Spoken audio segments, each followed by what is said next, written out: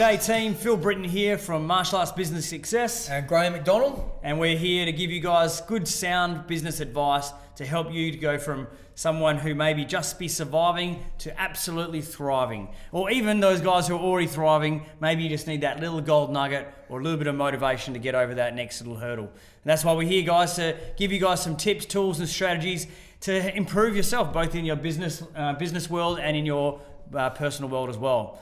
Well, we've got another cracker of topic today. Graham came up with this one in particular because, you know, we've been, with some of our coaching clients, we've been discussing this recently.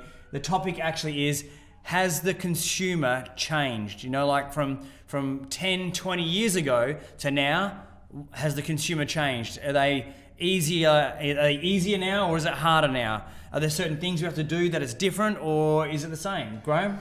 Look, I definitely, personal opinion, and you guys might have your own sort of chime on this, I feel that people have changed a hell of a lot.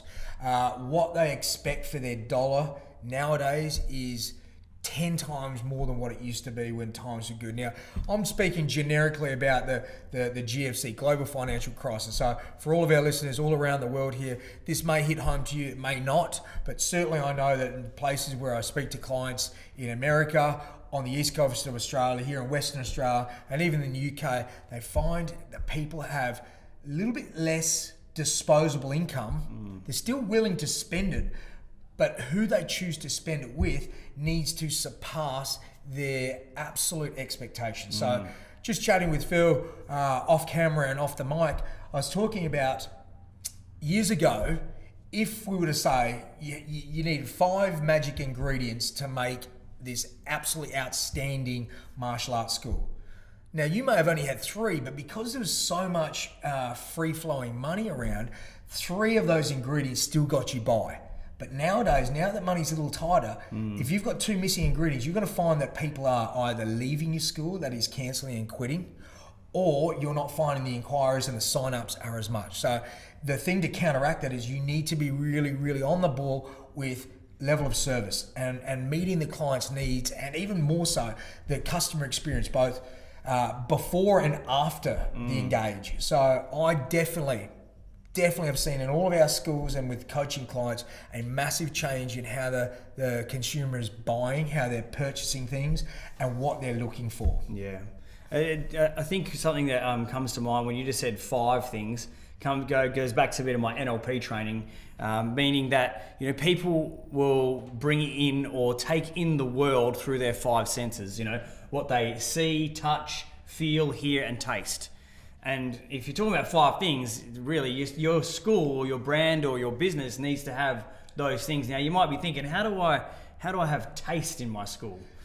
Well, you know, there's various elements of taste. It's not just literally putting your tongue on a kick shield and see what that tastes like. Otherwise, you know, there were a lot of kick shield liquors. That's just not going to work.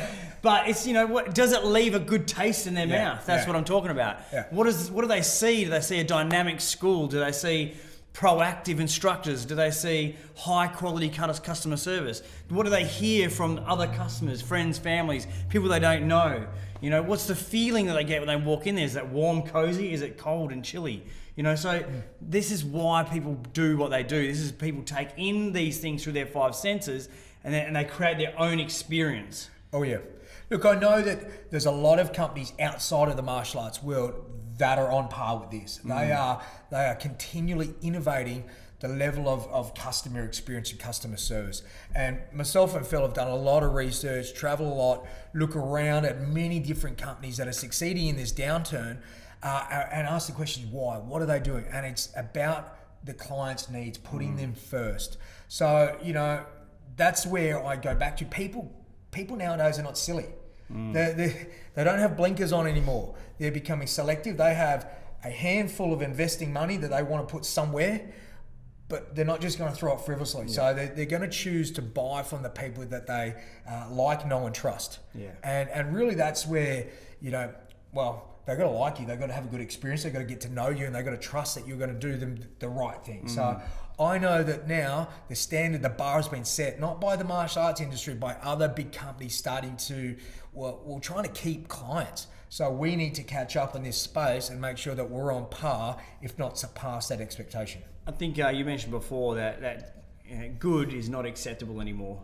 In this day and age, people are willing to spend money, but they want to spend their money on something that's fantastic, and they're willing to spend a bit more to get a great level of service, a great level of product or service, whatever it could be that you're delivering in particular.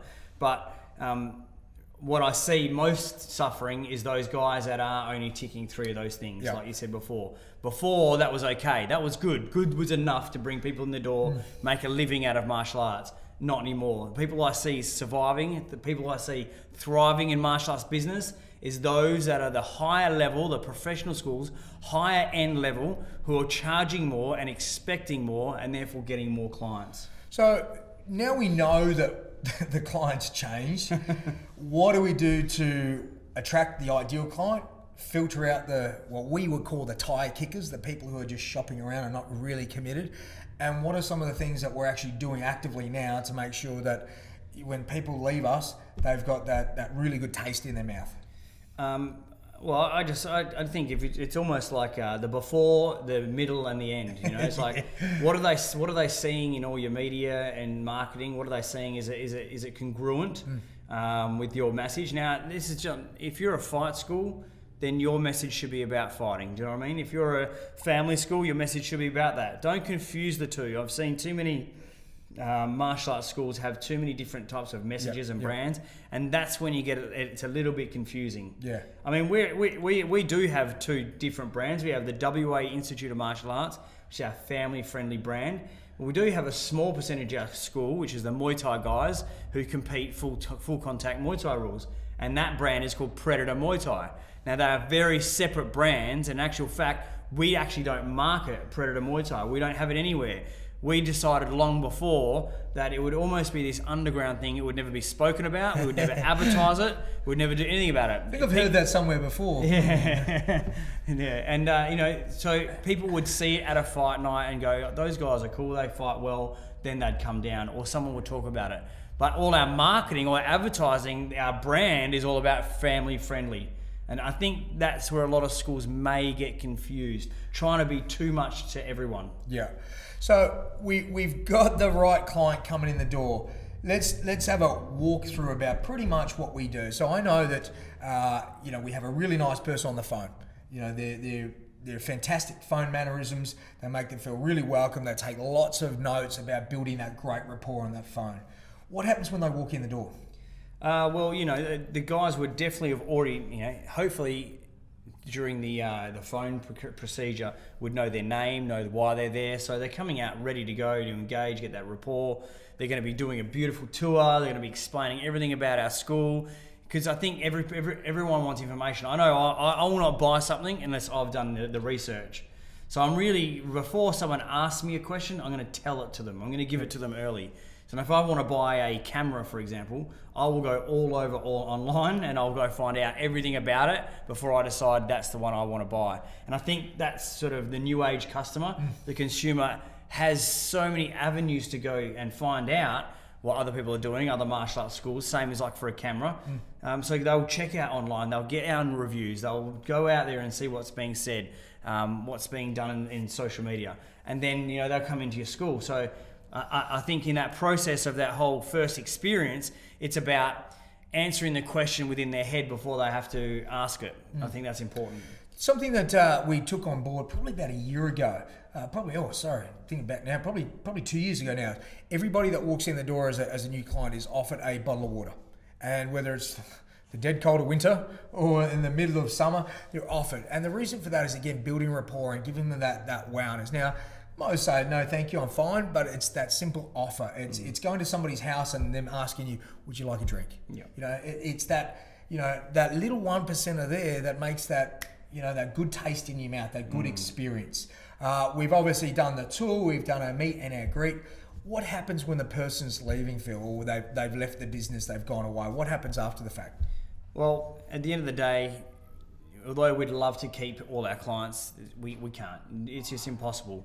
So the thing is about that is we want to make sure that they leave a good taste in their mouth and make sure that they have fun, enjoy it, and being part of the school it was an awesome thing. But leaving, we want to make sure they have that good taste in their mouth, that they're the door is always open. Yeah. Well, look, team, this is, again, as we say, we've got a lot of knowledge in this space. We can't go on about this for hours on this podcast, but if you guys got any questions that you want to throw towards us in regards to this space and that sort of, that Eunice, drop us a line, admin@teamer.com.au. We'd be happy to answer all those questions and really steer you in the right direction where we can. Yeah, guys, look, if you want to get us to talk about a specific topic, or you have a question that you would like asked, then please send us through. Drop us a comment. Don't forget to rate us and like us on iTunes. It helps us get rated a little bit higher so we can be seeing more and more people and just get out there within the community. We just want to help people be the best they can be in their business. So by all means do that, guys. And for the podcast listener, we do have that special deal where just for $99 you get full access to all our online membership, and you also get a 1 hour free coaching call with us. So what's stopping you guys except for yourself? So get on the phone, get on the email, send us an email. We'd love to hear from you guys. Alrighty, take care. We'll see you soon.